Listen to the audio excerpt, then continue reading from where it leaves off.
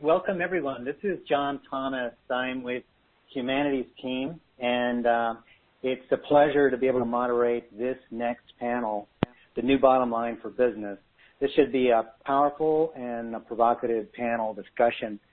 I know it's late in the day for many, so, you stretch, take some deep breaths, and definitely can stay with us and be online and don't miss this.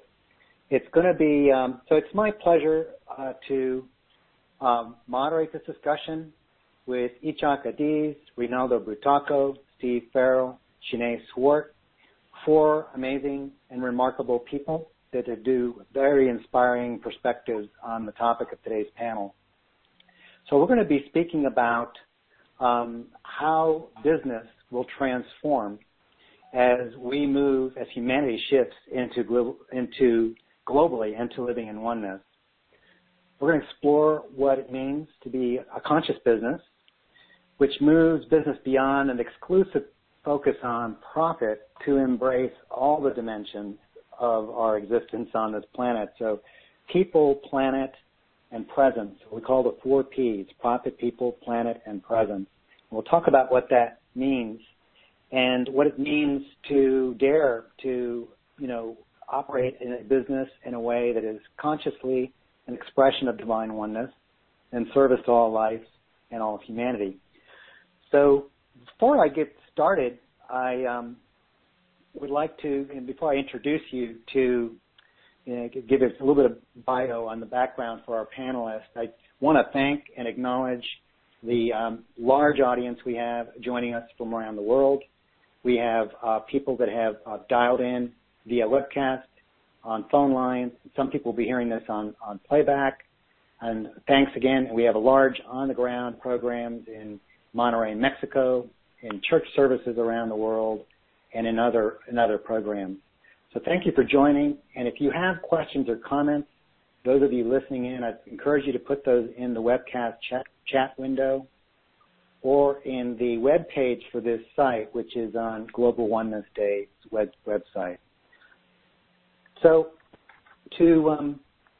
I'd like to say, if those of you who miss any of today's sessions, or if you want to have the benefit of just having notes in front of you so you don't have to worry about taking notes, there is an upgrade program that allows you to have all of the content for this for the Global Oneness Day 2014. It includes CDs of all the sessions, written transcripts, and so forth. And for a limited time, those of you participating can get a $100 discount off of those upgrade packages. So we really encourage you to do that. So let me turn now to the panel and discussion. And for the benefit of those of you who don't know our 4 distinguished panelists, I'd like to just go through some brief bios. I'll be somewhat brief. There's extensive bios on the Global Oneness Day website for this panel and lots more information. But let me begin with Dr. Ichak Adiz. He's one of the leading management experts in the world. He was selected by Leadership Excellence Journal as one of the top 30 thought leaders of America and selected by Executive Excellence Journal as one of the top 30 consultants in America. He's been recognized for his contributions to management theory and practice, awarded 15 honorary doctorates, 2 honorary citizenships, and he's an honorary member as a major of the military. So welcome, Dr. Adiz. Okay, thank you very much for the wonderful introduction. You're welcome. Next, just some background on Dr. Rinaldo Brutaco. He's a successful entrepreneur, an executive, an author, and futurist. He's the founder and founding president of the World Business Academy. Rinaldo has published numerous books and articles, very cutting-edge information that deal with and address the role and responsibility of business in relation to moral, environmental, and social concerns. He's been a keynote speaker at many conferences and business schools for over 25 years and widely recognized as a practical visionary, and a change agent.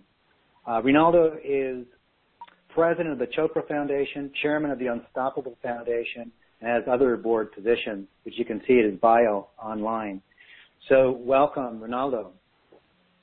Thank you very much, and I appreciate being here. I'm not a PhD, though. I'm a JD, a Juris Doctorate. That was incorrect on your website, but being called doctor is still technically correct, I guess. Thank you, and thank you for the generous introduction.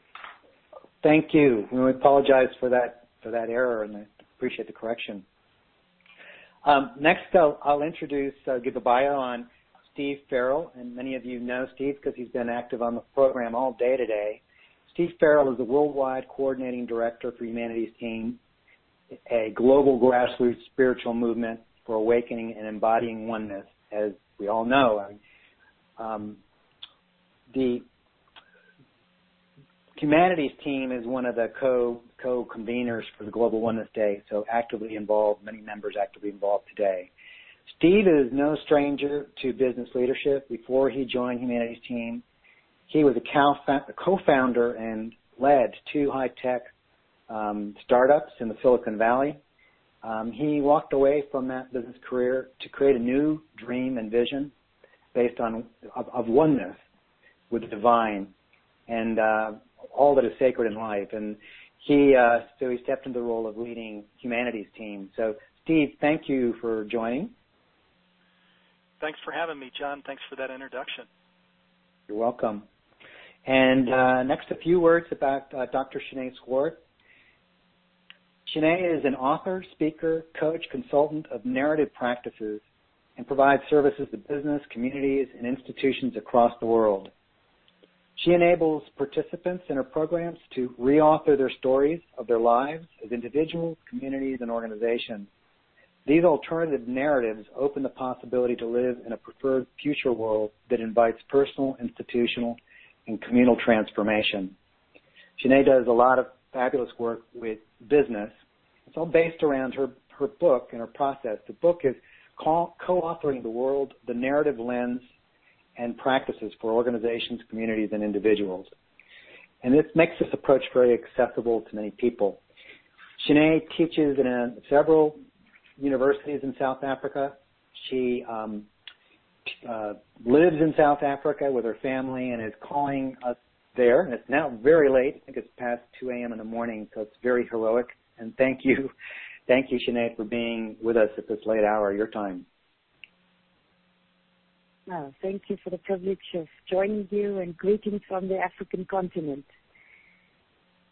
Excellent. Thank you so much. So let me begin. I'd like to dive into some questions. And I think what I'd like to do is open our discussion with a question to you, Ichak. I've been so inspired by our conversations and your compelling blog posts.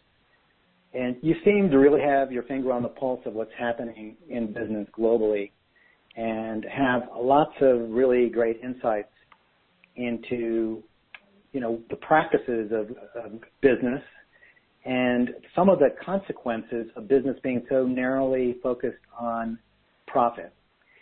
So I would, of course, on this panel we want to talk about all of the 4 Ps, and profit is very important, and you remind us of that, business executives are not evil in their focus on profit, but the dangers and the pitfalls when that becomes the exclusive focus.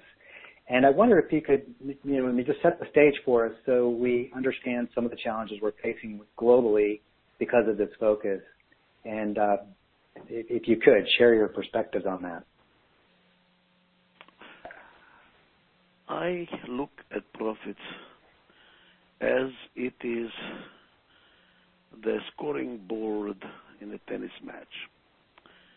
And it's a scoring board of any sports. And any coach will tell you, stop looking at the scoring board, play the game. And if you play the game well, the scoring board will be fine. Unfortunately, management today is becoming more and more mechanistic. They're technocrats. They look only at the P&L. They look at the numbers. They look at the earnings per share, they look at the scoring board and they're not watching the game. And because of that, companies are getting into trouble increasingly. I'm not even talking about being socially conscious and being socially responsible. I'm saying that even those companies that are focused on profits are actually getting sick because they're not watching the game, they're watching only the end result. And when the end result is not what needs to be done, then you hear this consulting report, cut 30% of the cost and fire 30% of the labor, and then when you look at the number looks good. So this focus on numbers is what the problem is. And this focus on profits, not just because profit is bad, but because you focus on numbers exclusively without watching what you really should be watching, which is the real game. And what is the real game? Now, do you want me to go into what I think the bottom line should be? Yes, please. You see, that took me about 40 years to find out, because, what do you substitute the profits with? So there are all kinds of theories. Theories is that we should be paying attention to the stakeholders, and we have to do the whole portfolio of needs that we have to satisfy the community and of this. And it's extremely difficult for the business people to do that, because how do you know the rate of exchange between the different goals and the different stakeholders?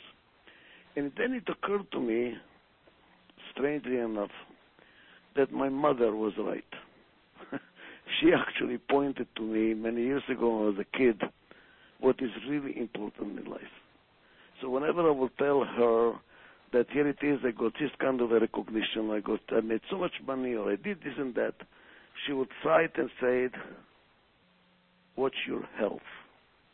In other words, what really is important is health, the health of the organization. And too many businessmen do not pay attention to have a healthy organization. They pay attention to the profits, and in doing that, they make the organization sick, the community sick, the industry sick. It is a health. And what does it mean, health? You have to pay attention that the organization is doing the following things. Number one, that it satisfies the client needs for which it exists.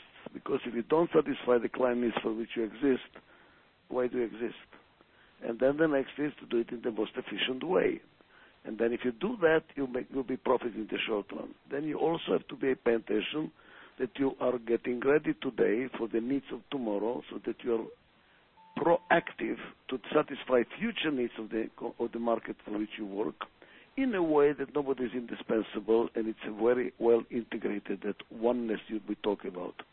So if we are integrated within the company and with the community and with the society, so we are not oddballs, and we are satisfying future needs by preparing for it today and satisfying present needs as well in the most efficient way, we are healthy. That's a healthy organization. That's a healthy system. And that should be the focus of management. How to keep the organization healthy, and if it does so, it will be profitable, it will be responsible, it will be integrated, and that's all we really want. No, that's great synopsis. And so just one touch on that a little bit more. So, Ichak, I think when you speak of health, you speak of health for the organization, but also health for all those who are impacted by the organization, I would assume, too, right? Yes. So you're working in the integration with the community in which you operate. Yes. Absolutely. Yes. I'm not in a vacuum. Yeah. Yeah. Well, wonderful. That's a great stepping off point. And so just for us all to acknowledge, profit still has a place in being a conscious business, of course, but it's from this more a profit that's oriented towards health of the organization, health of the communities in which we work, our supply chain, our employees, and all of that. And so what I'd love to do at this point is, Ronaldo, ask you a question, because as I think through, the 4 Ps we talked about of conscious business, the one that comes to mind for me with your work, of course, you're involved in all these Ps, but I really think of the planet. And I know that for many years you've been an advocate and a leader in the whole conscious business transformation movement. But one of the things you've particularly paid attention to is the climate crisis, the environment, and within transformation within the energy industry. to address the problem of the carbon crisis. But if you could more broadly speak to us, what does it mean to be a conscious business that comprehends and works towards profit, but also understands and works towards solutions for the planet? Yeah, thank you. First of all, I think that the scope of the climate crisis, and I won't dwell on it, people think they know what the scope of that is, and I'm just going to give you a couple of words on it. Then I'd rather look at the future that is possible if business takes a different approach. So the scope of the crisis, people think, is something that if we don't have a solution in 50 to 100 years, the ocean will rise a foot or something. And that's woefully, ridiculously underestimated. What we're talking about is a situation now where the planet has a terrible fever, and we are putting more heat to the planet even as we decry the fever. So the hottest year in the history that we've kept records, 135 years, is this year. We'll beat it next year, unfortunately. No one's ever heard of tornadoes in Washington State. They had one this morning. I could go on and name the various climate crises happening across the globe. There are literally millions of environmental refugees today already, and many more coming. If you're familiar with the work of Thomas Friedman, the revolt in Syria started because of a drought in Syria, which caused the folks in a couple of the villages to take up arms against the Assad government, which then triggered the entire catastrophe of the Middle East that we're reading about every day, and the likes of ISIS. So I don't want to go into all of the enormous implications. I do want to say this. We are looking at an event of mass human extinction. The planet will be here 100 years from today. The question is how many humans will be left. And we're not looking at a foot of sea rise. As Gore correctly pointed out in his book, Inconvenient Truth, you're looking at 230 feet. And you're not looking at it 100 years from now. You're looking at it in decades. Why do we know this? Because we now know that the CO2 release that we're doing every day to the planet, which is worse today than it was yesterday and will be worse again tomorrow, is not even the biggest problem. The biggest problem is methane release. From the permafrost and now along the entire Atlantic coast, there's a giant rift of methane release. There's a rift going on in the North Sea. There's one up in the Arctic. So what's happening is literally the Earth is bubbling back methane that's been stored as hydrates under the ocean floor for millennia. What is the solution? Well, the solution is for business to realize that no one's doing anything for themselves making a profit in Syria. No one's making a profit in the middle of places like Liberia where Ebola is rampant.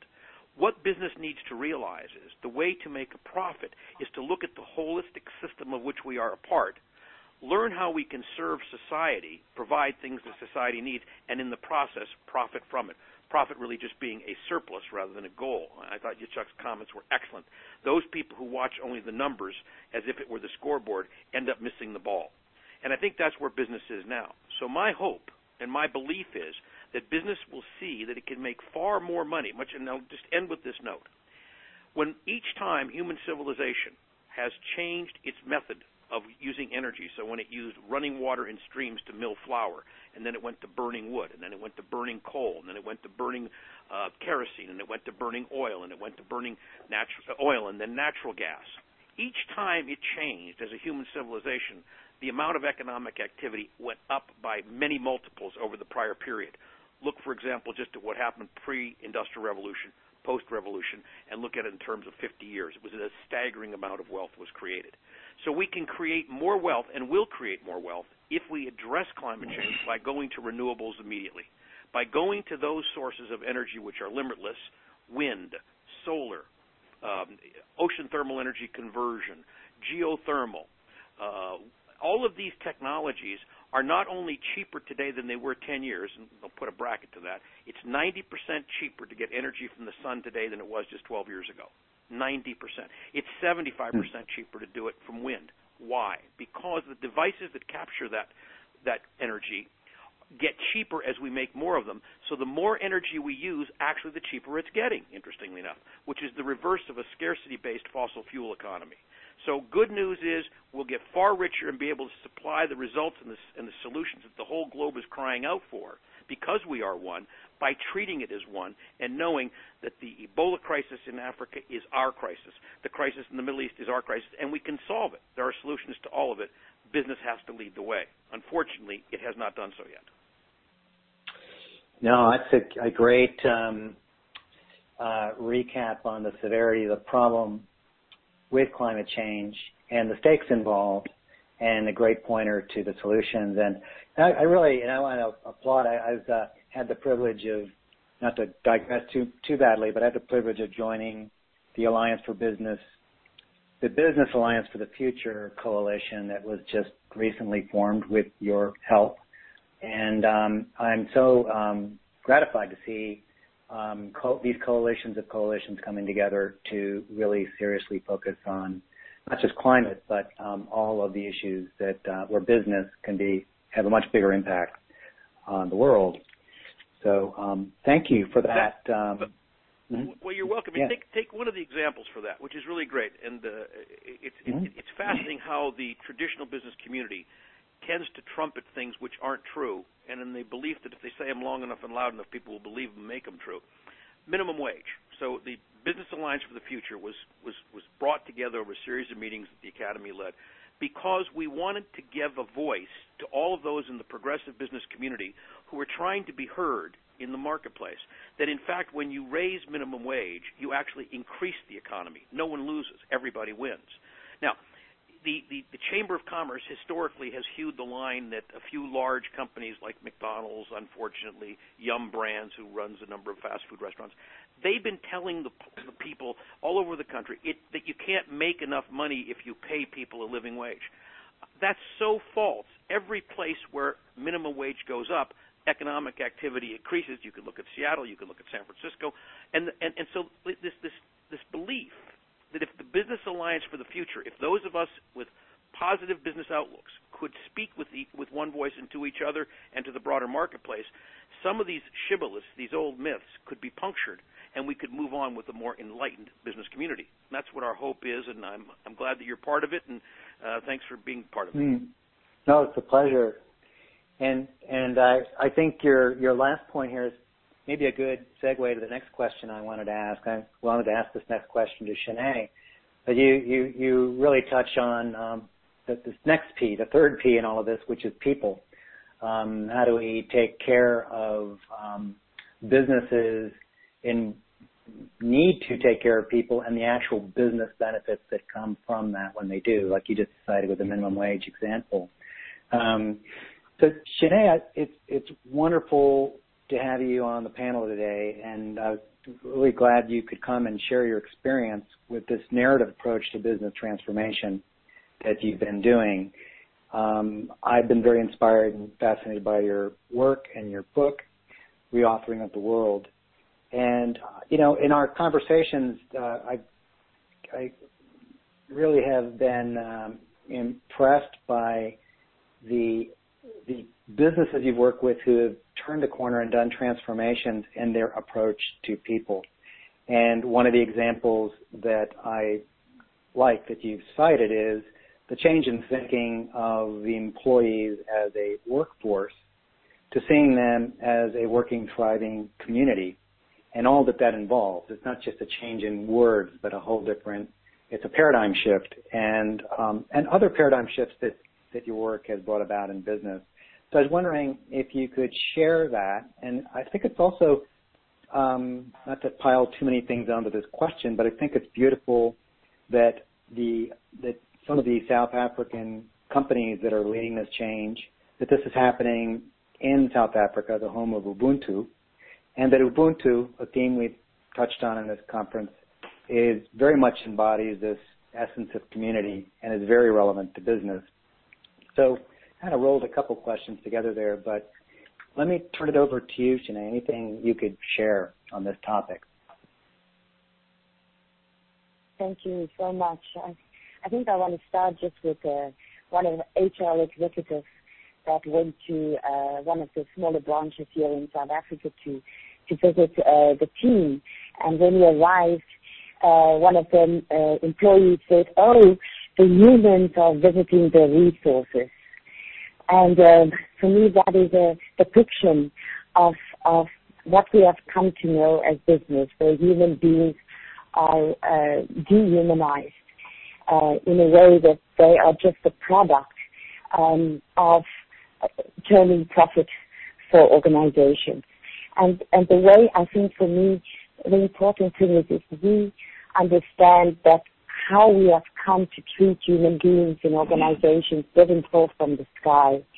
It came from industrialization, from capitalism as we practice it, colonialism, and now a huge wave of individualism that depicts human beings in dehumanizing ways, so that we in business have to really be very cautious and see beyond these bigger paradigms that create the business and the way of treating people as we know it. And in particular, when I stand on the shoulders of people here in Africa that have taught me about Ubuntu, about community, about the simple act of greeting another human being, I stand really on the shoulders of this African community that has taught me that there is a possibility for business to move beyond just using people as human capital or human resources to human beings and human working communities.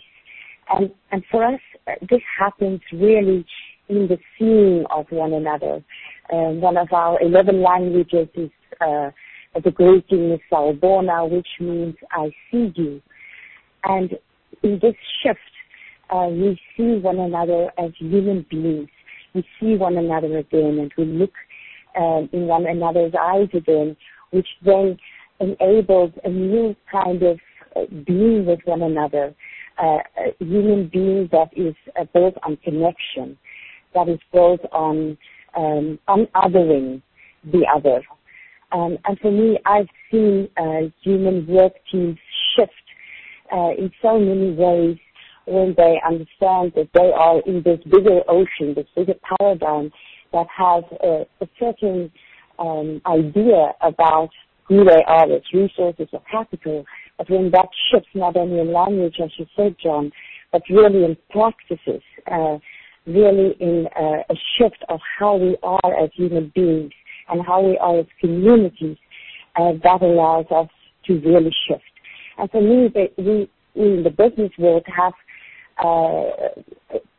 just received a lot of naming, a lot of language about who we are as teams and what is expected of teams. And for me, the invitation is really about reauthoring your communities, to take back the pen and the writing of what business is about and how we can have the profit and have the relationship with our planet in different ways.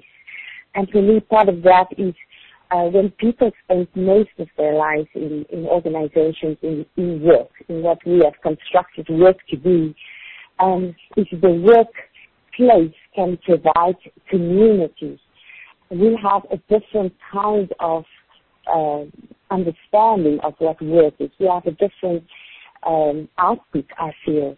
And organizations that understand this movement from dehumanization to rehumanization, I really believe will experience a shift that will kind of, I think, touch on all the aspects that business values so much.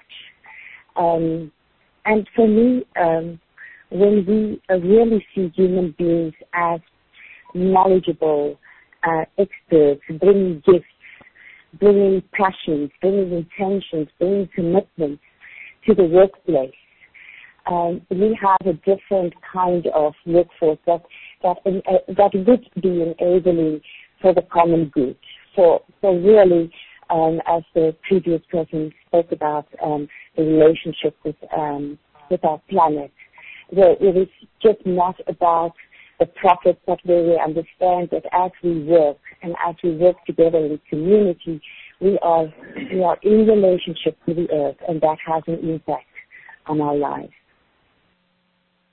Excellent. Yeah, no, thank you, Sinead, for sharing that. And I've been really struck by the work you do with the process of reauthoring our reality in business, and how I think something that is really a beautiful aspect of African culture is our deep roots as human beings in storytelling. And you've invited a process where we can reauthor those stories and examine these unexamined assumptions about the way we operate in institutions like business. And so thank you for sharing that example. And I think, what I would like to do next is ask Steve a question and then open it up for more across-the-board discussion.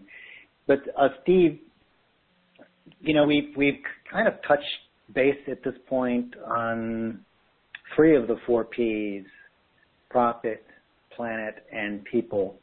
And I think as you're the worldwide coordinating director of Humanity's team, and you've moved your life and your career in this direction.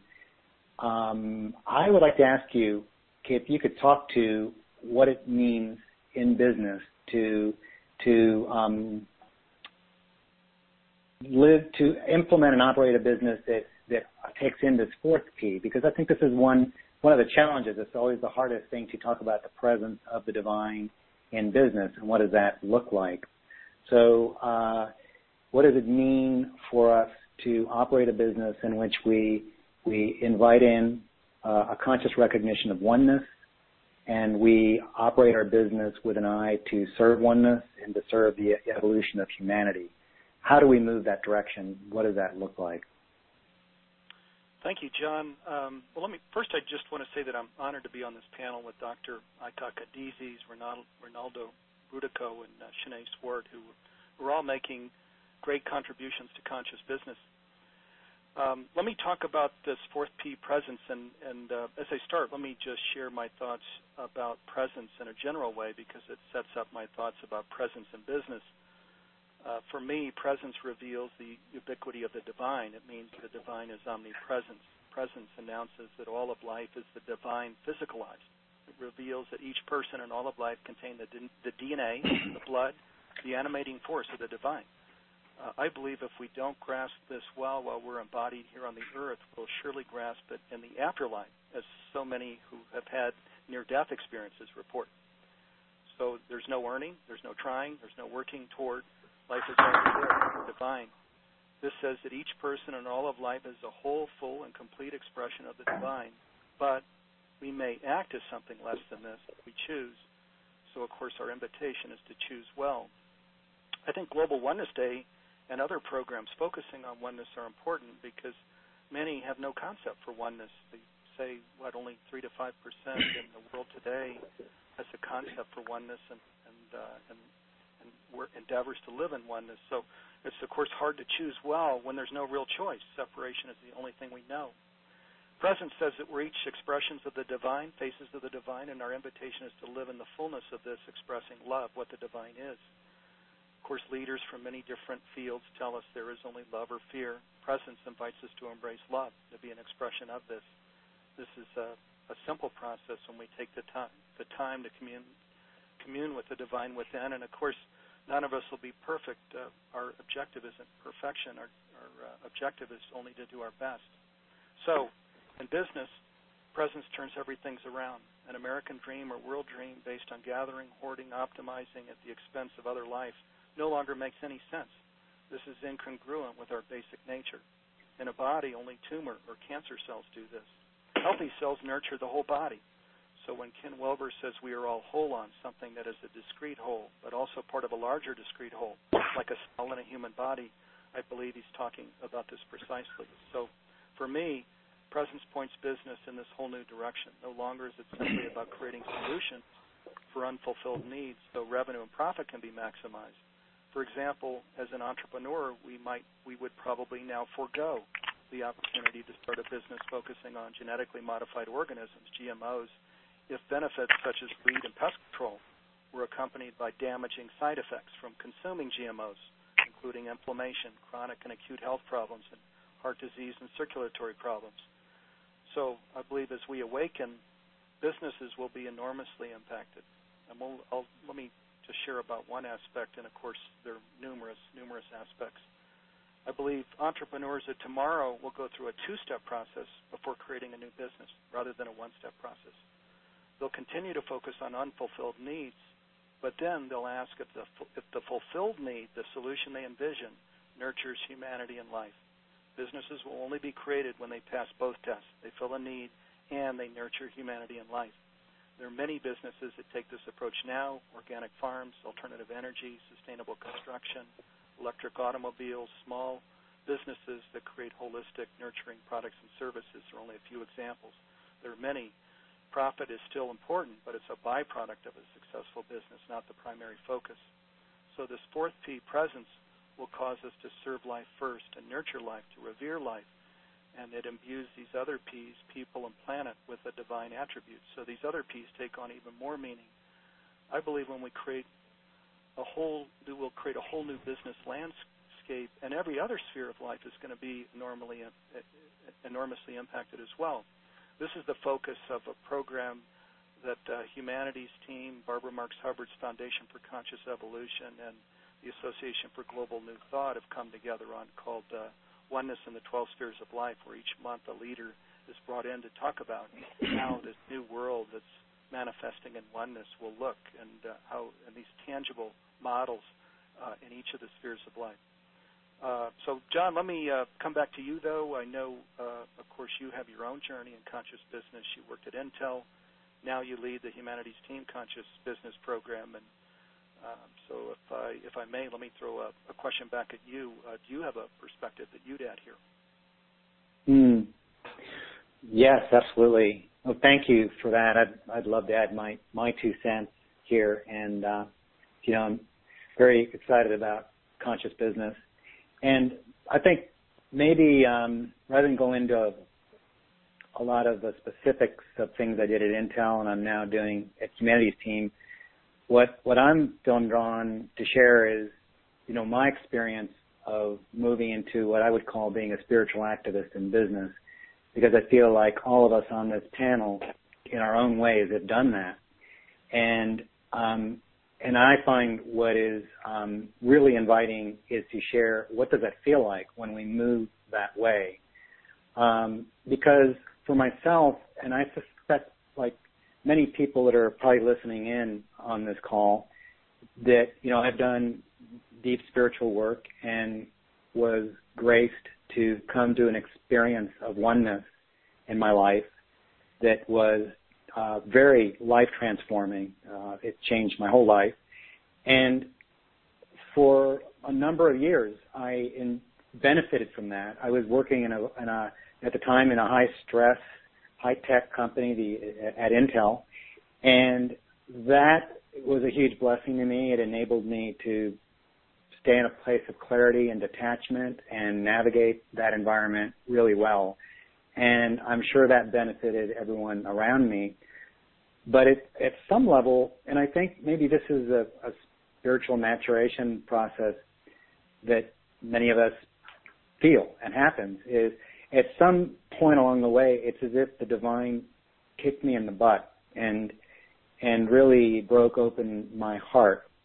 And I started seeing the problems of the world in a whole new way, because it's very easy when we have the deep experience of oneness. One of the places we first arrive at is this realization everything is well, it's all okay, it's all perfectly beautiful, and that's of course true. But if we stay in that, it can become a way of really not fully embracing and embodying what wants to show up through us now at this time, and the big transition that is happening on Earth right now. So what I found is when that happened, everything changed for me. I consecrated my career to working on solutions for the planet. I was ready to leave Intel if I had to, and fortunately had the opportunity to work with brilliant people. We created a whole eco-technology movement inside Intel to bring solutions to the planet using technology. I was lucky to also start working with some amazing people who are still at Intel doing this work, we created an Awake at Intel program. It's a mindfulness program teaching employees how to meditate and how to be present in their jobs. And I could tell you there's so many fulfilling things about all of that, and now doing this work for Humanity's team.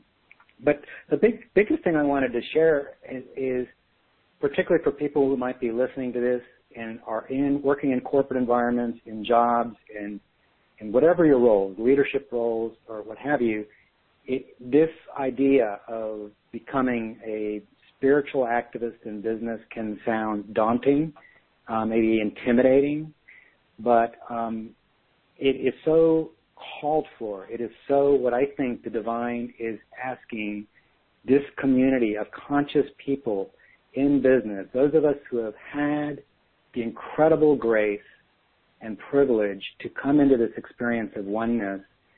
I really, in my heart, I just want to say to everyone listening in business that this is not a time for this to remain a private experience for our friends and family. Anyone who, all we have to do is look at the conditions on the planet right now and recognize the enormous impact that business are the most powerful institutions on the planet. So it really, to recognize that and remain in this place, it's not evil or wrong, but to remain in this place where that oneness is a private experience is not fulfilling the true birthing and potential that wants to emerge through us and through business.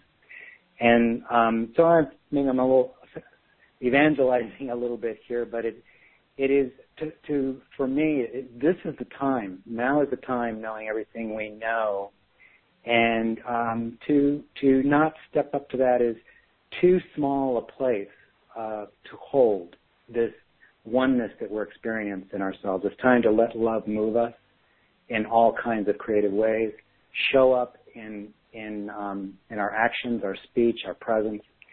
I went on a little long here, longer than I wanted, but I just wanted to share that.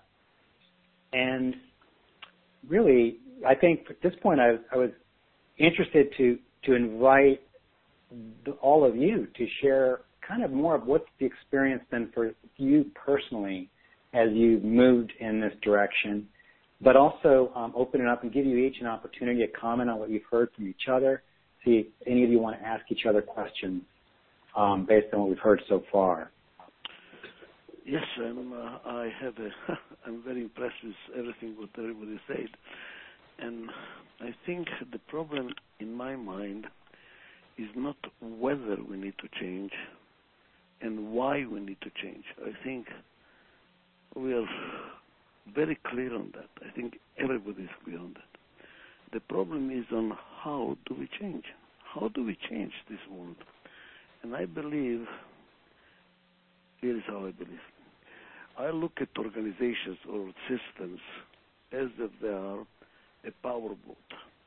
And if you want to change the direction of the powerboat, you have to change the stress of the different engines, the relative engines.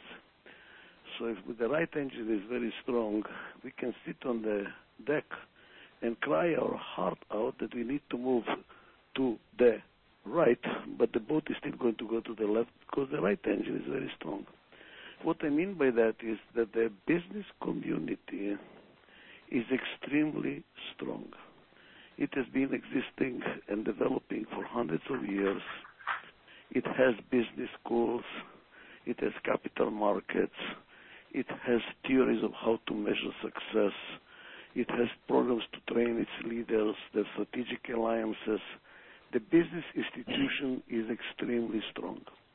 And we, with oneness and spiritual, etc., we are not integrated. We are not organized. And that's our engine is weak. And if you want to change the direction, first thing that we need to do is to get all these well-meaning spiritual organizations united together in order to make a change. Otherwise, it's not going to happen. I believe that the world is going to continue going in the wrong direction and it's going to go off the cliff. And if you want to know what is the first thing to change, in my mind, is the capital markets. Because the capital markets measure only one thing: profitability, earnings per share. And if you don't produce earnings per share competitively to what your other competitors are doing, you probably, the board of directors will fire you. Or if they don't fire you, the stockholders can sue the board of directors for not performing their role. This is legally required from them to do, which means to maximize the profitability of the company. Now, we can say, yes, if you're socially conscious and if you really pay attention, blah, blah, blah, blah, you will be able to make more profits. Not everybody believes it. Everybody is scared. So they're all looking for short-term profitability, the quarterly profitability.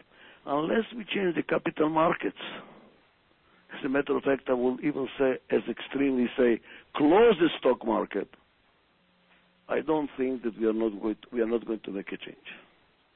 I think we are going to continue going in the same direction, crying our heart out, sitting on the deck, that the boat is going in the wrong direction, but it's not going to change direction. That's what my fear is.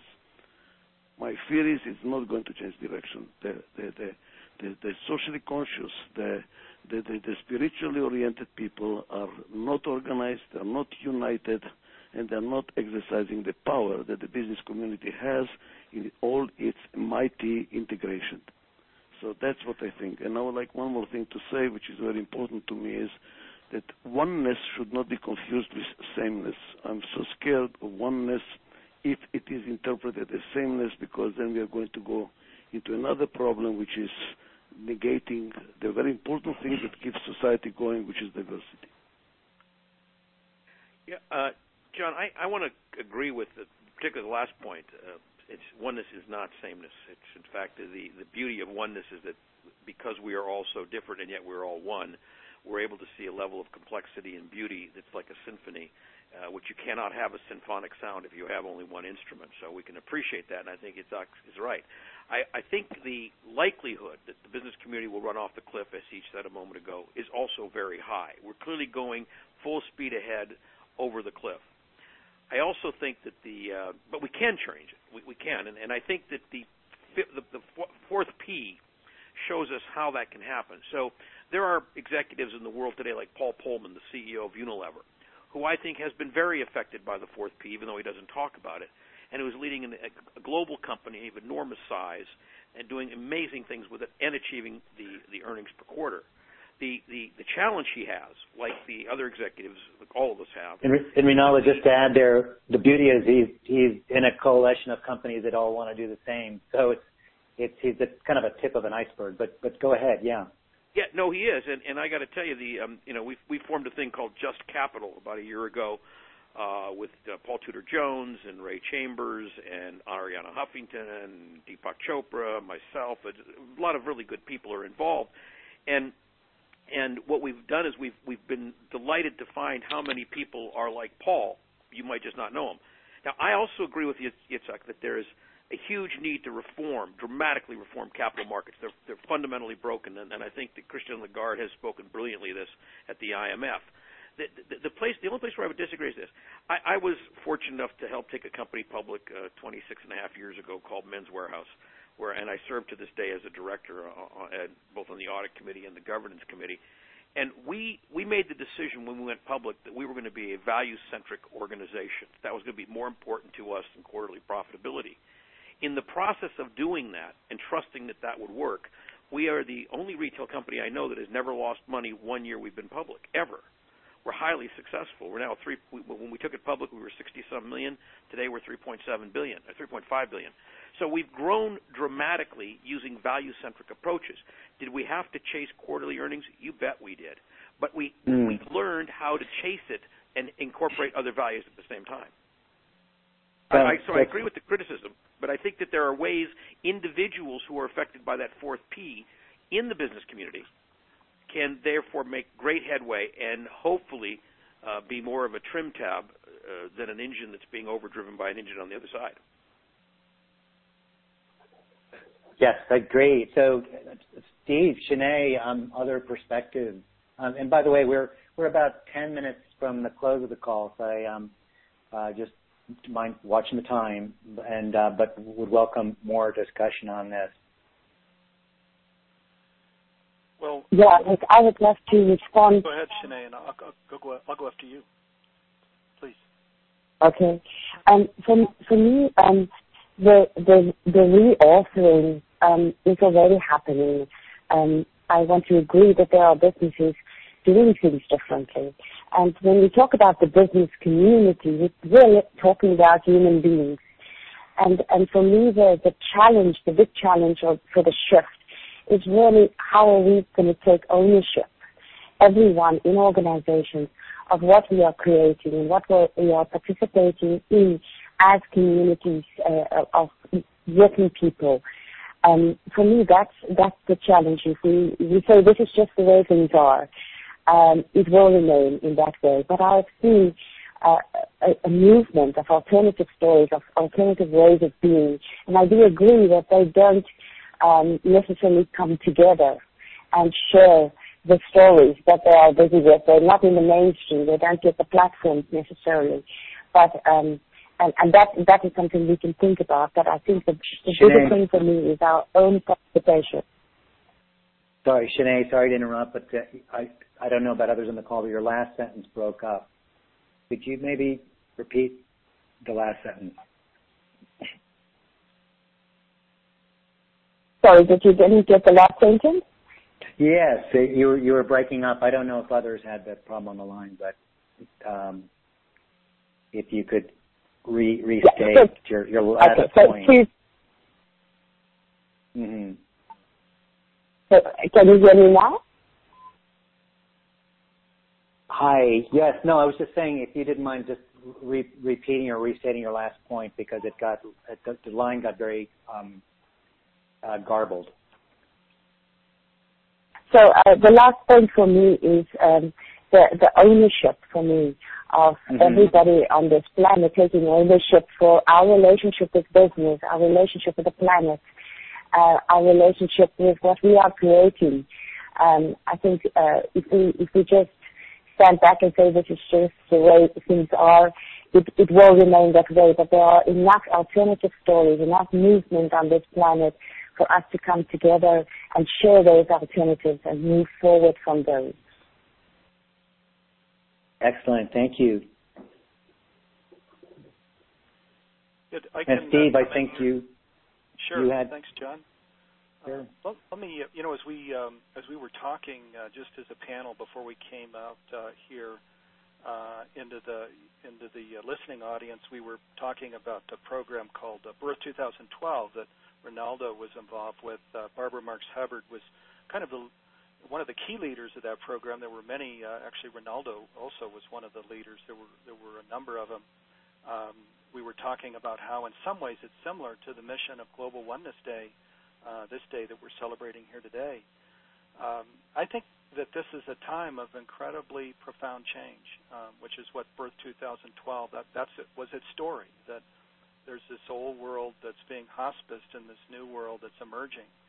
And I think even, all of us on this, John, Ronaldo, Dr. Adizes, and Shanae, I think myself, we're testimony to this. We all, in a sense, we're called. There's something going on. We're being called. John, this is kind of what you were talking about, this that it's time to become a spiritual activist. It's time to listen in, tune in, to step out, in a sense, to come down on the field and participate. So I see all the things that we're sharing here on this panel that are real. Ronaldo was sharing statistics that are very real. We need to be mindful of these. We've got a whole next generation coming up. But I'm an optimist because I believe that together with the divine, there's an orchestra, if you will, of participation. We're all being called. We're stepping out. We're tuning in. We're feeling what our particular thing in this is. John, you had a step through it as first Dr. Adizes focused on profit, why that wasn't a strong measurement. And then Ronaldo talked about planet, Shanae talked about people, then I talked about presence. We're all being called into a piece of this. So I think the key is, John, maybe your own story. It's our story. It's the collective story. It's to tune in to what are we being called to do now. Certainly now is the time. Something is being birthed into the world. I think more and more of us are seeing that there is one presence and it's divine, and we're all, in a sense, waves in this ocean that is the divine.